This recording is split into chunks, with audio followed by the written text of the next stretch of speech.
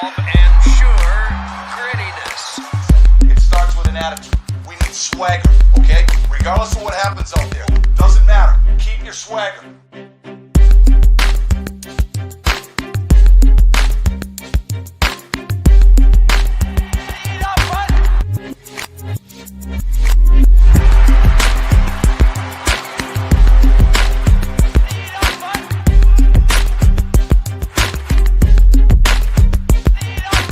Keep your swagger.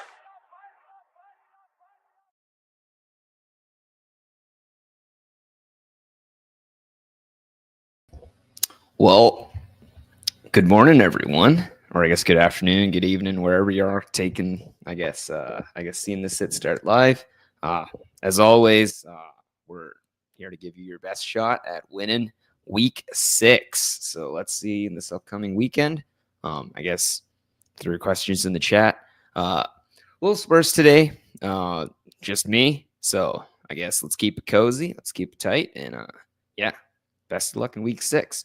So I'll be monitoring the StreamYard comments and I guess the questions. Just throw it into the chat and we'll cover it as they go. I guess in lieu of any, at the moment, I'm just going to pull up our existing Discord and I'll see existing questions that are there.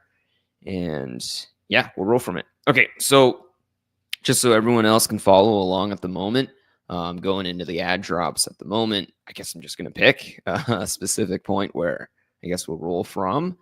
Okay, so I'm going to start with JM Headley, 1988.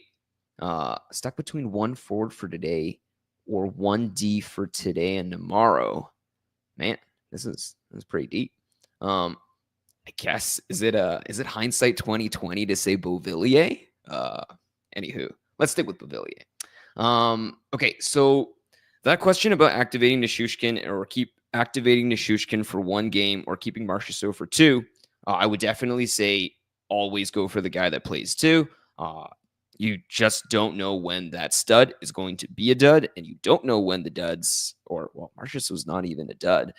You don't know when the guys that aren't your bona fide tier 1s, they're just your tier 2s, are going to have an absolute pop-off game. So always take the guy that does 2 games. Someone dropped Eriksson Ek in my 12-teamer for I guess for nobody. You didn't mention. Use one waiver claim to try and claim him and drop Hurdle. Well, it looks like everyone else is saying yes. Man, I'm looking at the schedule upcoming, and I think they both Mini and Vegas have some pretty heavy upcoming Week 7 and Week 8 schedules. I would definitely say just, looking at it too, Mini's only got heavy games this coming Week 7. The Vegas has an off night. Well,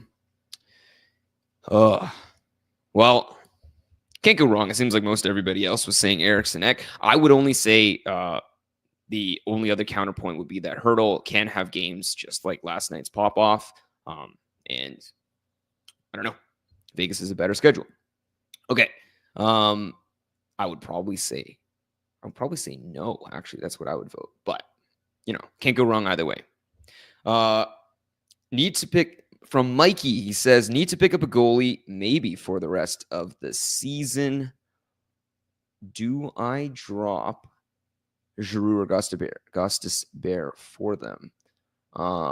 I think you got to treat it as a streaming spot, right? Like all the guys I'm seeing there are backups. So I would just say treat that as a streaming spot. Of the 2, Giroux or Gostisbehere, I don't know. I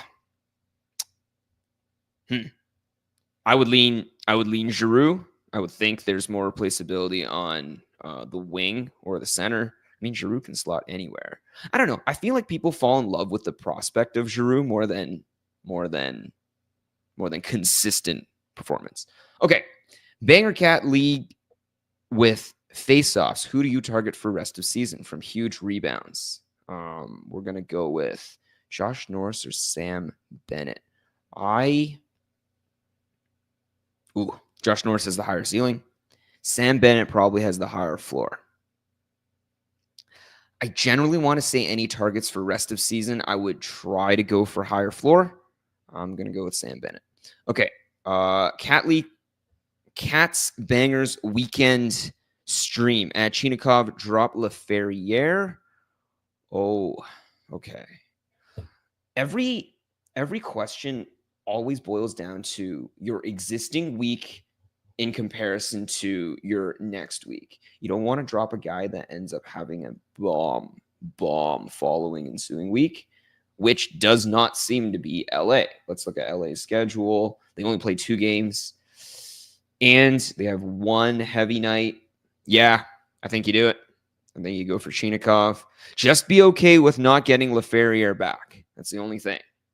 And if we're looking quickly at the schedule, it does look like you get a weekend, I guess, November 18 game as well with Chinikov. So hell yeah, do it. Just recognize you're never going to get LaFerriere back. If you can stomach that, do it. Banger Cats leagues. Genther, Velarde. Oh, geez, it's getting to be that tight. It's that deep of a stream in your league, eh? Frick, it always goes back to the schedule. Cal, let's look at that schedule. Velarde. Oof. Heavy night, off night, heavy night. Okay. Genther. Ooh, juicy schedule. Yeah, go Genther. Go Genther early. Okay. I'm not seeing anything in the chat. Are you guys popping into? Am I seeing other stuff? Okay. Ad drops. Okay, so right now we're at Blades of Zeal. And okay, I'm gonna skip past the polls for Farfed at 92. Bluto. 10-team banger points league. Keep one for tomorrow. Cannot start both Marchenko versus Montreal or Raquel versus San Jose. Keep one for tomorrow. I'd probably lean Marchenko. I think honestly, Montreal seems to only get involved in firefights. I feel like every game is either 7-5 or 6-4. So yeah, hell yeah, be part of that. Maritimer. 1 year 12-team Cats League. Drop 1. Faber, Matheson. Gotta drop Faber. I don't know what is up with that guy in Periffs, but I think he is allergic. He is allergic. Absolutely allergic to any of those. Why am I thinking of the word stonks right now? No, it's not stonks. He's allergic to blocks, hits, shots, all the jazz. Doesn't seem to do anything unless it's, unless it's offensively, he doesn't do any production. Okay. Better goalie stream for tomorrow. Riddick versus Detroit or Blackwood or Vanacek versus Pittsburgh. Oh. Okay. Yeah. I think you got to do Blackwood or Vanacek versus Pittsburgh. Pittsburgh's struggling. Pittsburgh is not having a good time. I'm looking at that schedule again and again. They played the most games. Barring New Jersey, but they are on the higher end of games played, and they are not doing well. Okay. Add JJ Paterka and drop Dorofeyev on Monday. Oof. Okay, let's see. Buffalo. Ooh, don't do that on Monday. Okay, sorry. Okay. Rephrase, thinking on the schedule. They do play 2 off nights next week on week 7. They play the Kings and the Ducks. Yes, seems like a very winnable schedule, but they don't play until Monday. Don't drop Dorofeyev on the Monday when maybe I spoke too soon. Why are you doing this on Monday? Either way, Key, just do this on Wednesday. Or unless your league is going to be chasing guys playing on Monday. I think you should definitely be targeting guys like on Edmonton or the Ducks to grab and snag an extra game first for the Monday and Tuesday for week 7. Yeah, so there's only a plus or a green check mark or a red X, but don't do either, Grab one of the guys grab one of the back-to-backs from Monday, Tuesday first. Drop Raquel and Rust from Genio, banger points. Drop Raquel and Rust. Well, I guess you're saying opening 2 streaming spots. On On first response, yes, I would say you definitely should be able to treat those guys as waiver. It's not so much, I don't think when you're dropping on waiver that it indicates that those guys are shit. It's more indicating that currently they're not performing. And if there's available, I guess, goal to be scooped up immediately for production on waiver wire, you want to do that first. And I would say both of them can be targeted. And it doesn't look like Pittsburgh plays until Tuesday on week 7. In which case I would even, let's see the schedule. So they have Tuesday, Friday, Saturday on week 7. Man, where do you get the value to add? I guess, man, maybe target a duck. Yeah, target a couple ducks for Raquel and Rust. Okay, theoretical pickle. Is Burns toast? Someone dropped him in a deep league. No, Burns is just a product of a team that's doing well without him needing to produce. So there is no need for them to do anything differently. They're just going to run. Sorry, I'm just going to pull up their last current box score just to compare. It's tough when you read good teams, right? Like a good team and a good fantasy team are not alike, even though there are overlaps. I would say a very good overlap, obviously, would be the Vegas Golden Knights. But a fantastic fantasy team, such as like Montreal, offers good value as well. San Jose offers good value too, with players being available for you to stream. They just don't necessarily offer, like winning fantasy league strategy and winning hockey strategy are not identical. Burns' biggest issue with him is that he's going to now segue into the guy that plays the hard defensive minutes. He's no longer going to be the guy that plays all the minutes that get, deep production for you. And when did they play last? Saturday? No, Thursday. Where in the world is Carolina? Oh, there we go. Okay, cool. So let's check. Let's see. So yeah, Burns is getting tons of shifts. He's even getting both power play time and shorthanded time. But I guess shorthanded time. The problem is that Gostisbehere is doing all the power play stuff, right? And he's doing very little time on ice. Doing very little equal 5-on-5, 5-a-side time on ice. You can't have a guy sitting on your roster that's just playing solely shorthanded minutes. I'd even argue, unless you're in a league with power play specific points and power play specific production. By the way, I'm going to sit out here too, say my piece. It's kind of weird that the Fantasy Hockey League has made it very normal for power play points to just be an acceptable metric and measure. If you really think about it, if you had a boxing match with a guy with one hand or one guy with two hands, why in the world am I rewarding the guy boxing with one hand with more additional supplementary points? It makes zero sense. Said my piece. We're going to go back to it. But anywho, yeah, unless you have Shane Gostisbehere scoring on like every power play, that makes no sense. Like he's just not going to be able to give that amount of production, and neither is Brent Burns. Normally, with a power play one guy, you get, I guess, this confluence of both of those together in one package. Just isn't happening. Okay, theoretical pickle. I guess your response was to Maritimer for Faber all day, sophomore slump, traded for Trouba. Yeah, Faber, I don't know. Any dynasty league or keeper league, you got to keep onto it because people fall in love with the future, and that's why we're in fantasy leagues. It's why we're in, well, I guess any prospective fantasy league with dynasty in mind. But no way, absolutely. If you're living in the present right now for redraft leagues, get the hell away. I would even think sell high on Faber, right? Like he's going to have the peaks and troughs when it comes to play, but that peripheral production just is not coming to him. And he's getting the minutes too. That's the disgusting part. If he was getting no minutes, and like making good use of it during that time, that'd be one other thing. When you are out there skating in and out, up and down the ice, and you're still receiving and creating zero peripherals, oh geez, just breaks my heart. West Coast Express. Hurdle is pretty good in this format. Is there no one else you could drop? That's the other concern with centers as well. I'm just going to pull up another center. I'll just frankly pull up any of the leagues with vastly drastic centers. Most guys play in what? 12 teamers? maybe like a little softer 10-teamers, you end up with some pretty good guys on the wire, right? Just going to seriously just pull up some centers. So it depends on your league formatting. For example, I love playing in heavy bangers. I love the idea that it's not just about, the race for McDavid. You want other guys giving production.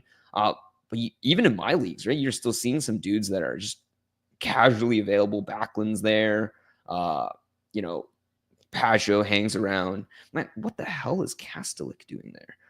I guess I'm just in super bangers. But you end up with all these guys that are center only and still offer some pretty heavy production and heavy, they can heavily contribute to your team in a myriad of ways. When you have that set up, you can't fall in love with a singular center, right? I would even say right now, Jeek, if Jeek is droppable on that wire and then you grab him, you dropping Hurdle is just really opening up another high value center available. So more than anything, it just represents on your league specifically, I guess, Toby QB, that centers probably don't have as many slots as quality centers are available in the league, which is not a bad thing. It just indicates that so long as you're able to churn through and rotate and don't fall in love with a singular center, you can always have center depth value there. I would even say maybe the play is then to try to see if you can trade away one of those high producing, high production centers and try to gain back value in positions of scarcity. I would say leagues too. The eternal question of 0G and Hero G is, whatever. I'm not going to get into that one right now. But if you have a goalie that you can just sit and start forever, you really open up streaming spots and slots available for yourself. The other one I would say too is if you can get a scoring right winger, they are not a dime a dozen. They are very, very difficult to acquire. If you have a center like Jeek that's getting dropped, if you have a center that's Hurdle that you can consider dropping, immediately try to target via trade one of those other right wingers. Okay, it looks like ad drops been kind of cleared off pretty deeply. I am going to pop down from team building in the Discord down to start a bench. Let's see. Okay, I guess I got to start somewhere. Okay, the start on and in against the Caps tonight. That was from yesterday. Good question, Bill. I wonder if you actually did end up starting on and in against the Caps. I think he got pulled last night, right? It's kind of a different setup. Start Bobrovsky against the Jets. So I'm just going to pull that one right now. Let's see. Oh, Bob, the Jets. Jets are what, on a 1-game losing streak? I guess. Let's see if it gets to 2. I generally, in my leagues, except for my Cats leagues where sometimes I bench, but generally I don't overthink it. I don't do that portion where I, try to like out MacGyver myself and start or sit the guys. What always ends up, or always feels like it ends up happening, is that I end up sitting the shutouts and starting the 5-goal pulls. So I generally would just say, if you're gonna start your guy and you're willing to have him on your roster, you might as well just play him and see where it goes. Okay. Maybe one caveat is like if you had that one Reddit post where you had 3 goalies starting and as of Tuesday you ended up with 0 like goals against, 1,000% save percentage and 3 shutouts, like maybe, actually almost definitely, obviously no saves counting and onwards. Like, yeah, you got to keep those Cats and wins, right? If you're doing a points league, 100% don't out jinx yourself. Don't, MacGyver yourself. Just play your guys. Okay. D-Stew, bench 1. Points, Shen versus Boston, Horvat versus Seattle, Cousins versus Philly. I would say Boston, Seattle, Philly. Obviously, one team stands out there. Philly is... I don't want to say horrendous. Don't want any Flyers fans to, feel bad or sad. But, the team, 30, one team's going to be 1 out of 32. One team's got to be 32 out of 32. Philly's pretty down there. I'm inclined to lean Cousins. Shen and Horvat, not saying they couldn't do an amazing job. It's just, balance of probabilities. I want the guy scoring on Totov. When you have the other goalie right now, I think Grubauer's hurt in Seattle. So, you still have Joey OK. That's still rolling in net. You have, geez, Boston. I don't know. Like, are they throwing Swayman in? I don't know if it's the backup today. But yeah, like if it's Swayman and Decord, then I'm gonna take my chances against Fedotov instead. All right. Montembeault versus Columbus. Binnington versus Boston. Oh, well. I just don't want to be part of those firefights, man. We're gonna click Binnington versus Boston. That's what we want. Boston's having its own little struggles right now as well. They're like Elias Lindholm's popping up at the top. Like, people are going, what the heck is going on with him? Pastrnak, it really feels like, is the guy that's producing. But even then, there was the stat. It was crazy. They were saying I think he scored less than 5 even strength goals this season, which I got to check the stats on that. He's got to have scored like in the last few days or something to have changed that stat, but it was nuts. So, anywho, we're going to try our luck with the Bruins and with Binnington. Okay, Bishin. Start 1 tonight. Stolars versus Edmonton. Gustafsson versus Dallas. Oof. Edmonton's waking up, eh? They're what, on a 3-gamer, I think? Trying to check their last few games, but yeah, they've definitely played a heck of a lot better recently. I'm gonna say, my lean upon hearing this is that, frick, god damn it. Okay, first you got to let's confirm our goalie starts first more than anything. Okay, so let's hack. Let's check. Let's see. Do they got any guys listed? Okay, so Binnington's confirmed. Sorokin's confirmed. Stolarz is likely. And see, here's the thing. Stolarz seems. Oh, geez. Okay, they did confirm Gustafsson. God. You know what? Western powerhouses. The Leafs are a little interesting. Matthews is still out, right? So if you're going to say just on balance of probabilities right there, it's not a full strength lineup with Toronto. Mind you, Toronto is like a disgusting record without Matthews. As a Leafs fan, I don't want to say the weird, crazy hot take out loud. But yeah, we're going to say Gustafsson. We're sticking with Gustafsson. Matthews is going to inevitably play a role. I'm not going to say the Leafs are going to go on an 80% win rate for the remainder of the season without their best player on the ice. Gustafsson. Okay, starter bench seems to have been cleared. Okay, we're just going to pop back up to ad drop to see if there was anyone else. So Jeek is worth a second priority waiver claim. Or that's the question. Is Jeek worth a second priority waiver claim? Points only. Goals and assists. What's his projection rest of season? I also have Boldy. Now, I would encourage every manager as well to go to your specific league. And actually, there is a tool that does indicate within Yahoo your own team projections. So I'm just going to, I'm not going to share my screen on it. But basically, if you're following along on Yahoo, you basically click your players. You go to stats. It should default to season total. However, what you're going to do instead is you're going to go to projected stats and you're going to go to remaining games projected. This is only for points leagues.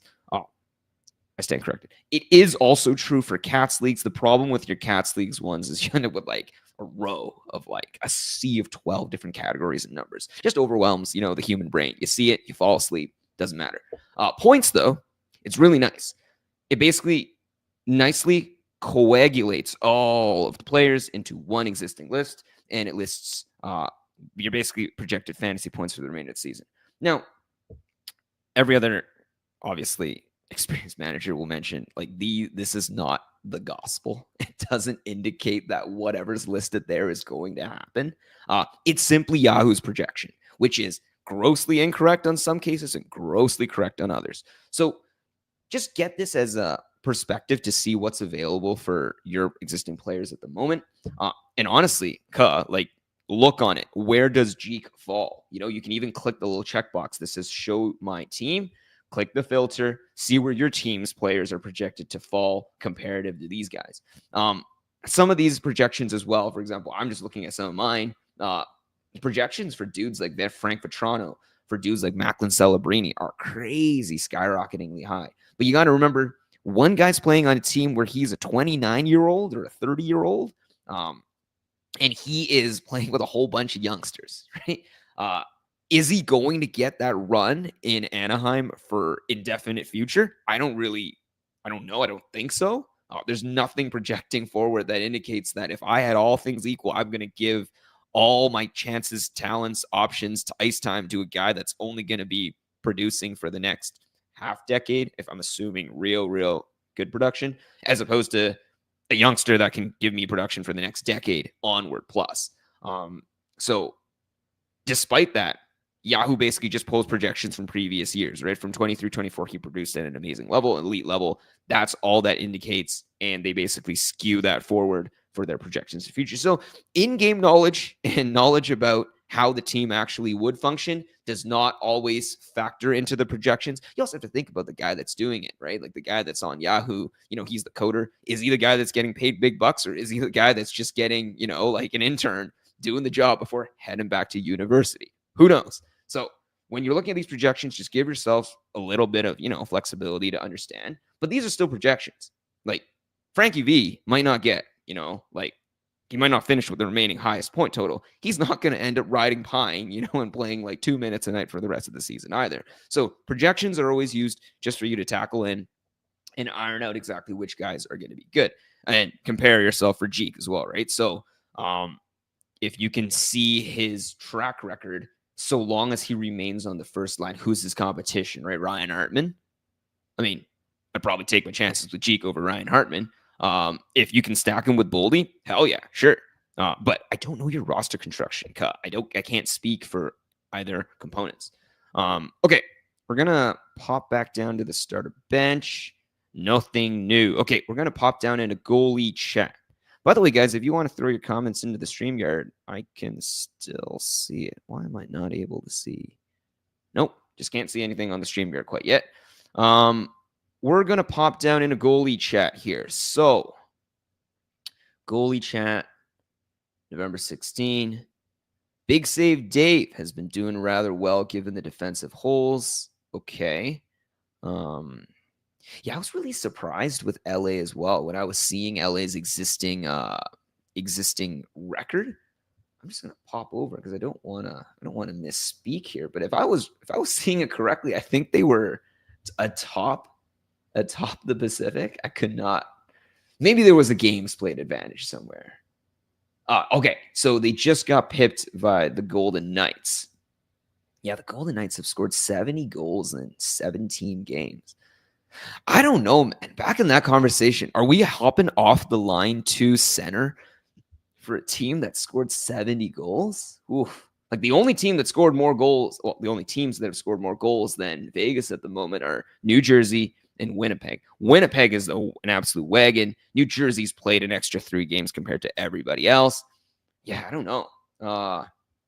Let's look at Minnesota. Minnesota has scored 56 goals, which is not bad. That is like right around the upper end of, the higher end of, I guess, if you think about like the two averages that the league would hover around, it's got to be on the higher end of the upper average.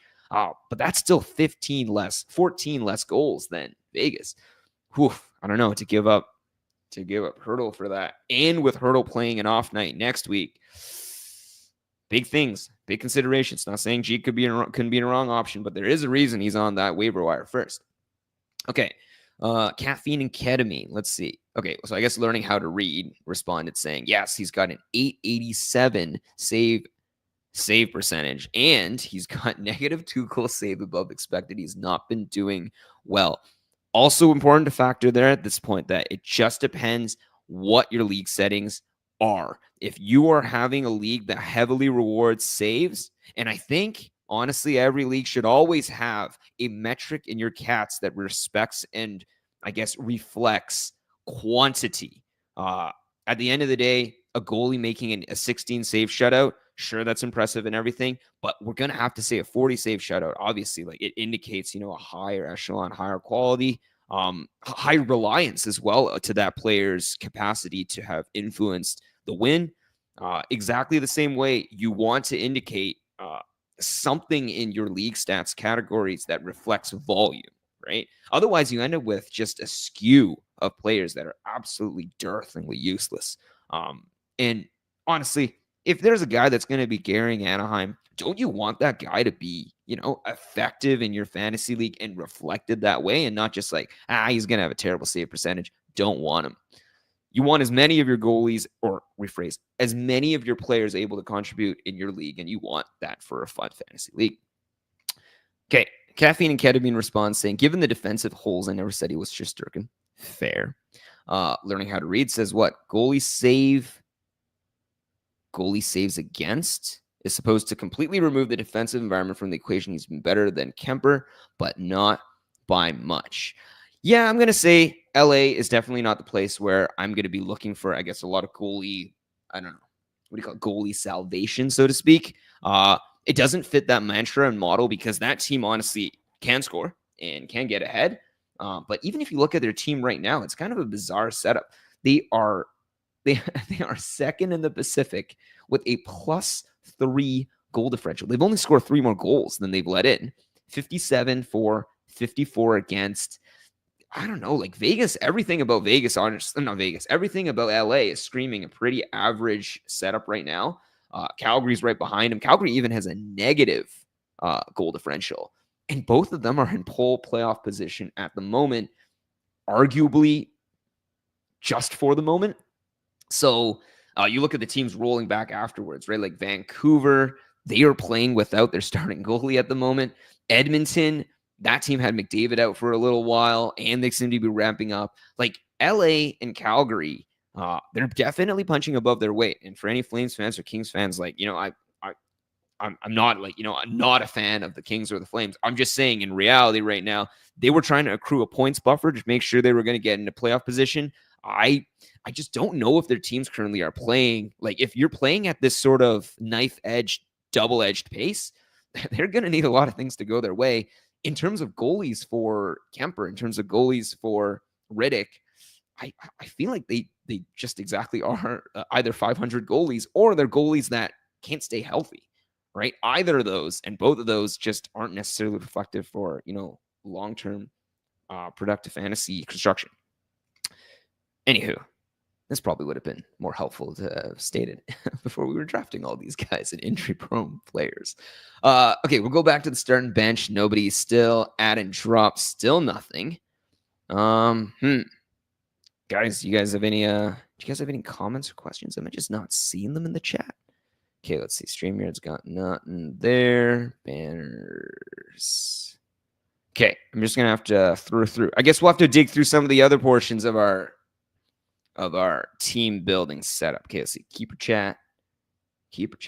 Man, these are okay. Marner or Tage Thompson. Okay, so I guess we'll go yesterday from Hinsey. Okay, so Brat, Eichel, Jack Hughes, Nylander, Tkachuk, Jarvis, Bouchard, Quinn Hughes. Okay, I must be missing some sort of context. Oh, he was answering for the photo above. Okay, Hinsey, love your answer. We're going to roll on. Isaac Young, Marner or Tage Thompson as a keeper going forward in a Bangers Cats keeper league. Face-off wins are a category. Ooh. Now, the one thing I was going to say with Marner and Tage Thompson is Tage, objectively, I would say, has the highest ceiling compared to of the two. Weird thing with Marner, I would say, though, is does Marner get hurt? I feel like Marner gets like has a pretty clean injury record. And the weird part is, at the end of the day, your best ability is availability. And I don't know. Here's the issue, too. If I say Marner, it's just going to be like Leafs bias. And, that ends up being slapped away. So, objectively, I would say highest ceiling, easily, Tage. Dude was even getting like dual eligibility at certain points, too, right? So, you can flex that as well. But Marner still gets a position of scarcity in terms of the right wing. And I would say he has a better cleaner injury history. I probably would lean Marner with the position of scarcity in mind. Also, it really heavily matters if, I do think the Leafs are going to cave and sign him in everything based on how they performed with the RFAs. But at the same time, if he stays on the Leafs and is stapled to a top 10 player, that's incredible. If he leaves, then, well, I guess that does heavily affect his production. But at the same time, he's going to retain all those big minutes that he is already playing in Toronto. Okay. Learning how to read. Oof, that's tough. I think faceoff wins being a cat tips the scales to Tage. Yep. Don't disagree with that. Definitely think that, he's got the higher ceiling. I would probably lean. Honestly, the reasons I'd lean toward Marner are probably unnecessarily fantasy related. Probably it's just that there's a chance to get a high, there's a chance to get a high rated and point producing Leaf. As a Leafs fan, it's nice to have a confluence of real life cheering and fantasy cheering. Okay, player outlook. I'm just going to pop back to the ad drop as this is our core component. Nothing on ad drop. Starter bench, nothing on adder bench. Goalie chat, still nothing. Keeper chat. Player outlook. Okay, let's look down. Scrolling through. Yesterday from Boozif. Okay, time to move on from Elias Lindholm. Feels like such a waste. It is difficult to scream and state all different things without knowing league format, but I'm just going to pull up. Okay, I'm just going to pull up Boston's guy at the moment. So let's see. Elias Lindholm, he's still, at least in my league settings, projected to be a very high. Well, he's got a crazy high fantasy points production projection for the remainder of the season. Second on the Bruins, even higher than Marchand and McAvoy. Second only to Pasta, right? Let's see what he's actually done, though, with the existing season. He's still third in terms of the Bruins. This could be a concern of the team as well. It's not just a matter of, I guess, overall production. It's difficult in some ways to remember. Not difficult to remember. I'm going to rephrase that.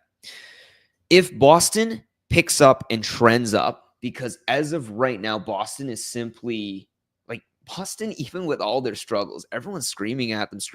They have a horrendous goal differential, but they're still third in the Atlantic, right? And they still are, oh shit, never mind. They are third in the Atlantic, but they have games played. So they don't have the games in hand. Oh, it's difficult. At some point, no team is going to continue competing and contesting deep into the playoffs without, the draft capital available from being like completely an utter horseshit for an extended duration. Boston, honestly, is, they were dipping into that controversy a couple years back where they were, picking up guys that even had questionable pasts and histories, but they just don't have tons of prospects available in that setting. But at the same time, if Boston does go on a run and turns it on, they're not going to turn it around from that Kastelik fourth line. They are going to turn around with Lindholm. I would say based on his production right now, if you can hold on to him, it's 20 games in, but what other top 4, top 5 right winger are you going to be able to staple another center onwards to? I personally would hold on, and I have held on. I haven't dropped Elias Lindholm in the leagues where I hold him yet. But I do understand the frustration, right? I do understand. I would also say if you are playing in leagues where it's solely production, if you're playing in leagues where like face-off wins aren't categories and, you don't have the expanded value, yeah, it just depends who else is on your waiver. Like, is that waiver wire slot open from Lindholm going to outproduce Lindholm's sways from game to game? And again, no matter what, I doubt the guy you're getting on the waiver will have the ceiling that Lindholm will get. And right now, Lindholm is not playing to his ceiling. And I think that point needs to be reiterated and re-mentioned. Think about how bad Boston is right now. Like it's kind of jarring to see like everything when you look at the standings. All the differentials in the Atlantic are green. All of them are green. And then this one red -16 from Boston just juts out in the middle of it. And and Boston, even now with their struggles, are still in a playoff spot. So, I mean, this is a very heavily struggling Boston team, and they're still getting things done. I don't think this team is going to continue, like just trajectorying toward like a -40, -50 goal differential over the whole season. Like that'd be pretty nuts. I'm inclined to hold. Okay, Z, what to do with Wyatt Johnston? Big thing with Wyatt Johnston as well is look at that standings with Dallas. They have a crazy good goal differential, but they're not actually scoring a ton. It's more so that they're just not conceding a ton of goals. They're not a very leaky team. So obviously the team does a ton of good, solid, what do you call it, pucks in deep hockey. But no, it does matter when your shifts are short and you're chipping the puck in along the boards, just chipping another 4 or 5 seconds, 6, 7 seconds off the clock, and you have a 2-0 lead. That's just not conducive to the good, high gunslinging fantasy hockey that we want to see. And the issue with Wyatt Johnston more so is that team's still winning, right? Like that team is, I think right now, are they on a slide? No, they're not. They won 2 games in a row and they still have so many extra games in hand. I try and I fail each year too. But I'm learning. I'm trying not to fall in love with potential. And what I mean by that is this season is already long. And I'm probably going to say the part that, goes against the mantra of, like general advice to say, but there definitely can be leagues won and lost in the first 5 weeks, first 6 weeks of the season. What I mean by that is the same way in the NHL, you can see by around game 20, game 21, there is an 80% concordance with teams in playoff position by then and teams that end up in playoff position by game 82. If there is such a strong sample size concordance with only 20 games, do we not think there'd be a same concordance with fantasy leagues? Of course there would be, right? Like if you look at your playoffs right now and you look at that season right now, look at the teams that are in playoff position in your league. Look at the teams that are starting out 0-5, 1-4. It is going to be an uphill struggle unless that team can string together 5-6 wins in a row. Sure, that's possible. But you also need to recognize that team that's in first place right now at 5-0, it could be head-to-head luck, but that head-to-head luck could be the difference. All that's needed now could be a 500 performance for the remainder of the season. You're good. So the same way with Dallas and Wyatt Johnston is, we want to fall in love with the potential. Sure. Rephrase. We want to believe in the potential that he's going to ramp up, that he's going to change, that he's going to do all those things. But the problem is, I'm looking at his team right now. Even the best ranked Dallas player in my league rewards everything, right? Everything is rewarded. Matt Duchene is still outside the top 100 and he is scoring. He has 20 points in 15 games and he is outside the top 100. He is part of a very balanced team. That is what Wyatt Johnston is. The problem with Wyatt Johnston is his team is so balanced that if he continues to do very little, his team will still do very well. And the issue otherwise is also that you remaining in the Wyatt Johnston sweepstakes also indicates that if your team can win with Wyatt Johnston, right, you would probably not be wondering if you needed to keep him or not because you could sit out and ride out the waves with him. If your team is struggling already and you need Wyatt Johnston to come back, you probably early on would be better off just securing more points, more production from a streaming waiver wire that has more games maximized over the weeks than you would be sitting on a 2-gamer week with Dallas, praying and hoping that Wyatt Johnston comes true. So that's the issue with it. Now, at the same time, we all saw what he could do in the playoffs. Sure, that seems incredible. But on the flip side, too, it's not like you gave that much draft capital for Wyatt Johnston. Did you? The next comment from Grooven said, J-Rob, right? I had the 2nd and the 10th pick in a keep for league. Both were available. Oh, okay. Brady with my first pick. And by the time it got back to me at 10, they were both scooped. Okay, gotcha. I had Wyatt the end of last year, and he was stellar. Well, I've also walked the walk, so to speak, with this talk the talk I'm doing. I did drop Wyatt Johnston in in, I guess, I think it was the tier 4 league. And importantly too, he was picked up, right? So there is no option for Jay to go back.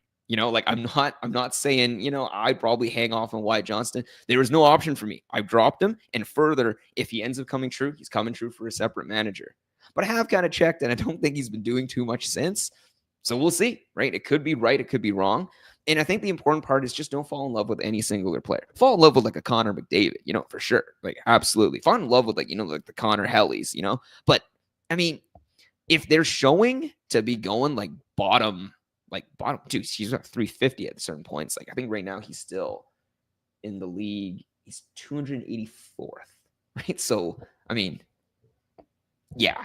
How many 284th players are you jumping on? Probably like Nuke or Lehkonen, right? Like when those guys, were injured and they weren't playing games. Sure, that's a different setup. But man, when he's suiting up on every one of these nights and doing this sort of production, it's hard. It's hard. And I would say, everyone falls off at certain points. Maybe this is another big thing that works out for Dallas's favor. He gets terrible production this year. Everyone forgets about him. Dallas signs into a cheap deal, and then he comes back roaring in 25, 26. And it's like, how is Dallas doing this again? It's just a masterpiece from Texas, but who knows, right? Doesn't matter for your 24-25 season. Okay, will the Preds ever score again? We had this discussion. I was chatting with Craig and Alan about this the other day, and the issue was more so the Preds will need to score again, but not only will they need to score again, maybe this team is just the bottom end of the barrel. Like they're going to need that 16, 17 game win streak again this season. And then we're already factoring in that one of those is already going to happen for Edmonton. So we're basically banking on history in 23-24 repeating identically for the same two teams, which might happen, which might not. The 20-game sample size so far indicates that this team is going to be the bottom feeder, which indicates that with the exception of, I'm just going to pull up Nashville's team right over here. With the obviously there are some guys that you've put so much draft capital into them. You can't move off of them, right? Like you just have to wait for them to come true. You could try to trade them, I guess, hypothetically. But you'd be trading again for lower value as well. So if you're looking at the guys, Forsberg, Josi, Ryan O'Reilly, Marchessault, and Stamkos, right? Like those guys, you just can't, you're stuck with them. Like that is what it is. You're going to ride those true. The other questions are just, okay, where do guys it goes quick down the line, like Colton Sissons, McCarron, Brady Shea, like it's a drop off. So I'm going to say in terms of the Preds, at some point, it doesn't matter if they will score or won't score. It doesn't affect your decision making because for those five guys, for Forsberg, Josi, O'Reilly, Marchessault, and Stamkos, you are not going to get better value trading. Like unless the guy's going to give you like a crazy producer consistently, I can't see where in terms of confluence of draft capital and also like guaranteed floor value that you're going to get a guy back. So you got to just sit it out. That's it. And I mean, frick, like they have such a good team on paper. You'd think at least like they'll go on a run of some sort. Oh geez, I forgot what a player. Saros. Yeah. So they got six guys on the team that you definitely going to stick with no matter what. Okay. I'm just going to pop back on. I still don't see any comments. Let me see. Nope. No comments. Okay. Let's go on the ad drop. Nothing there. Start bench. Still nothing there. Goalie chat. Alex Nedeljkovic starts today. Surely seeing a few sources. Jarry projected after letting in 5 last night. Wait, hold on. Jarry is projected even after letting in 5 last night? That seems ridiculous. Mind you, I will say this too. Okay. Keep in mind that whenever we're doing like projected goalie starts as well, I would definitely say if you go on Twitter and you find the what was it? There was that one really helpful one. Oh, obviously, yeah. There's fantasy hockey. There's fantasy hockey start sits. The other one that was pretty good too that agglomerated a bunch of them was the game day goalies. I think game day goalies. I want to say. But game day goalies, yeah. Normally, unless they confirm it, I would say all the others are kind of, chaff in the wind, so to speak. Chaff in the wind. But let's see. So Pittsburgh. Alex Nedeljkovic is unconfirmed. Yeah, I don't think they have anything yet. I think you're really just gonna have to see that setup. I mean, at the same time, Jari's still under contract, right? Like Jari, I think, is the guy that ideally they would want. Like he got what, like one game, 2 games of being blown up, and then they threw him down. That's an impatient setup, right? Like for example, the Avs they really let Georgiev in on as many chances and took them 5 games before they dropped it, right? So Jari's got to have a chance coming up. There's no way he's going to sit in the A for the remainder of the season. Keeper chat, player outlook, rate my team. Okay. Rate your team, I think, is... Oh, geez. Okay. Want to show off... So from Lemaitre Defoe? Want to show off the sexy team I built. Most of you know or are in the league, but the others, how many do you think there are? Oh, geez. This guy's got Brady, Boldy, Kyle Connor, Nishushkin. He's also got... Oh, okay. He's giving up a bit on the DA. He's got Dobson, who's struggling a bit, and Byram's on his top. And then Ottinger and Dostal. Wow. Pretty strong team. Okay, we're going to pop through league formatting. Oh, man. Okay, we're going to pop down. Playoff prep. Okay. Playoff prep is not active for the last 6 months. Okay, draft season, botnet. Yeah, I don't know, guys. I don't see any comments in the comment section.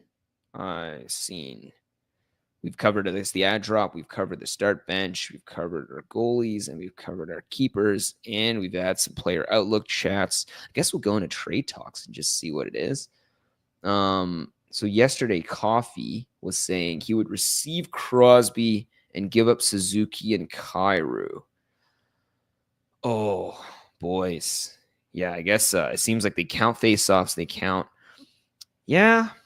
I mean, you're opening up a streaming spot and you're getting Crosby. So just on the face of that, I guess, yes. Yeah. That's a pretty safe floor, I think. I think the ceiling for Suzuki and Kyrou, if they play up to ceiling, that's a solid, like 2 guys that you could be core, right, as part of your team. But yeah, I'm always down to, trade up and get guys that are, like, generally speaking, I would say on most trades, any trade for any fantasy newbie out there, if it's the same in all other leagues too, right? If you get one guy and you get 2 guys on the other end, most, like 90% of the time, the guy with one end is the better end of the trade, right? So anytime there's a new manager coming in, and then there's the existing hawk managers that come and try to oh yeah, let's run some trades for the sake of running some trades. Pretty much indicates that they're trying to scam you. And if it's a 2 for 1, try to be on the 1. In this case, I would say actually a relatively fair 2 for 1. Like I would say there's some pretty high ceiling on Suzuki and Kyrou side, but yeah, like Crosby side should be the winner. Non-parallel non. Okay, I guess we got 5 minutes here, so we're going to run through quick. Someone offered me Heiskanen for Dobson straight up. I get Heiskanen. I'm going to have to say no, man. Like Heiskanen is like, who's the guy competing with him? Harley? Yeah, I don't know. Heiskanen is good real life player. Dobson, I would say he just got such a lock on all things Islanders. Yeah, you got to stick with Dobson. Okay, Banger Cats leagues with face-off Sider or Norris and Rasmus Anderson. And Rasmus Anderson. Yeah, I don't trust Norris's shoulder. I just don't trust Norris's shoulder. Sider it is. Looking to potentially trade for a keeper next season. Wyatt Johnston, Carter Verhaeghe. Yep, we're going Wyatt Johnston. He's gonna. I totally see the angle where he gets a cheap contract and then ends up, having things work out for Dallas.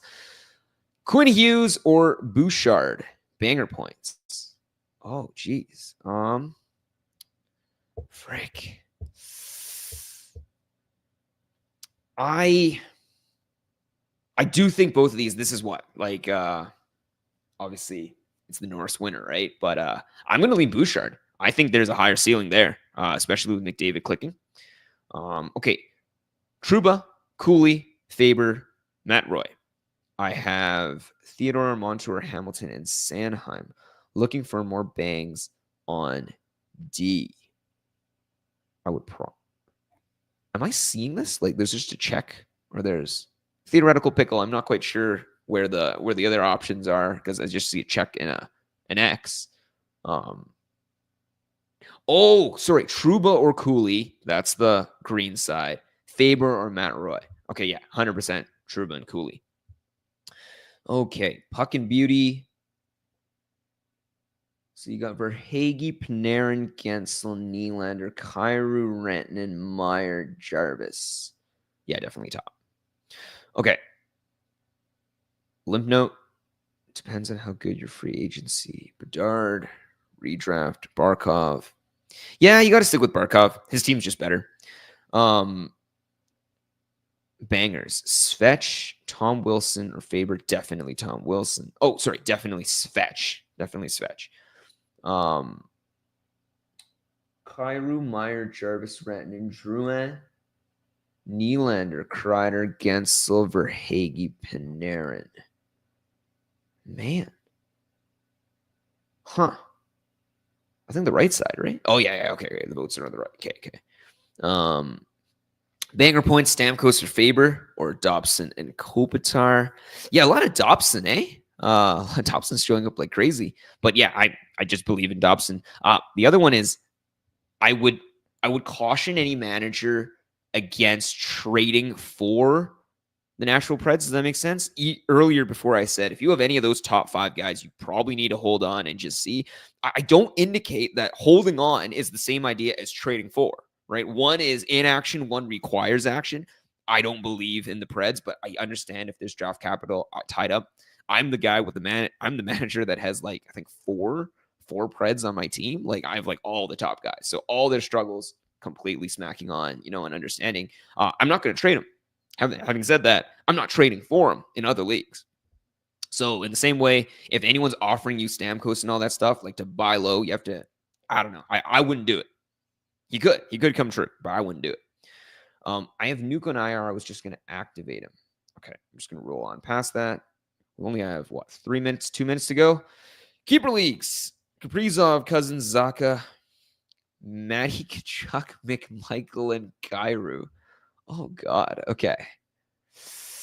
Well, I guess how much do we believe in that Elias Lindholm, right? I think that's got to hurt Zaka's upside. McMichael, God, he's getting thrown into this trade. His name glares out so much of all 6 players. But I probably want to say we'll stick with Kaprizov's side. Okay. Marner, Wright, or Tage Thompson? Ooh. Bangers keep 4 with faceoffs as a cat. Yeah. Jeez. This is the same question all over and over again. Oh, it's Frick from Isaac Young again. I'm going to vote for Marner again. Okay. Top or bottom 12-man bangers. Kaprizov or Stützle and Dobson. Oof. Points league, eh? Now, the question is, if it's a points league, is there going to be a guy like a Jake Middleton that's hanging around on the wire? Or is there going to be a guy, like it depends on how thin your defensemen are going to be. Because, you're getting you're giving up a dual eligible Stützle for Dobbs. Frick, yeah, you know what? We're getting Kaprizov. How many chances can you get Kaprizov? Okay. So many. Quinn Hughes, Velarde, Peterka, Bouchard, Keller, Dorofeyev. Looking at that on first impression, I want Bouchard, Keller, and Dorofeyev. Okay. What do things think about Dobson for Stamkos straight up? I think Dobson is just the easy winner if you just can get Dobson. Hell yeah. Grab Dobson. Give up Stamkos. And Makar, Seider, and Clark, other D, and only have to roster 2. Oh, shit. Okay, only has to roster 2D. Frick. Yeah, no. Still do that. Grab Dobson, drop Clark, and roll with Makar, Seider, and Dobson. Hell yeah. Timo, Montour. Oh, yeah, you got to go Timo, bud. Nylander, Devin Taves, Pionk, Bennett. Yeah, Nylander, easy. Theodore McAvoy. Ooh, Theodore McAvoy. Frick. I'm thinking you got to go McAvoy, right? Like uncontested PP1. Oh, but then let's see. What was that Vegas roll around anyway? And I recognize that we're probably heading over. So, yeah, it looks like, I guess Theodore's getting power play 1. Yeah, but he's getting a pretty even share of the minutes, I think. Nah, you got to go McAvoy. Okay, guys, this has been awesome. It's been fun on this Sit Start Saturday. I guess we'll check one last time if there are any last folks who are needing some advice or chats. Nope. Goalie starts. Nope. Nothing. Ad drops. Okay. Well, keep in mind, I guess, for any last folks that are still looking for their lineups, in order to win this week 6, you want volume, right? So target your Carolinas. Look to your Carolinas. Carolina, Seattle, St. Louis, Vancouver. They're the only 4 teams that have back-to-backs. So go to those guys. Obviously, snag skaters so they can get 120 minutes of play. Or I guess, hypothetical 120 minutes of play. 2 games, right? And then also in addition, target Carolina, Seattle, St. Louis, and Vancouver for any of their backups. Because then they're going to give you an extra start on the Sunday. Best of luck, honestly, and I hope you win all your matchups. And give me 1 sec. I'm just gonna pop on our, I guess, final outro. Where's our outro? There we go. And to do sit starts, but thanks for hanging out with me, I guess, today on this Saturday, lovely Saturday. Best of luck in all your coming matchups. Hope you guys absolutely kill it. Hope you guys are winning. And I guess for the long road, we're already in our 20 game setup. Hope you guys get it. And what's my last quote?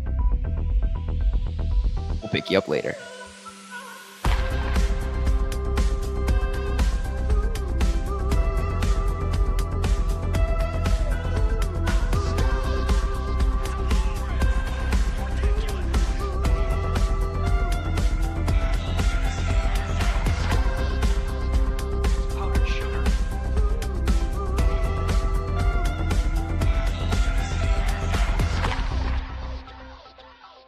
Adios, turd nuggets.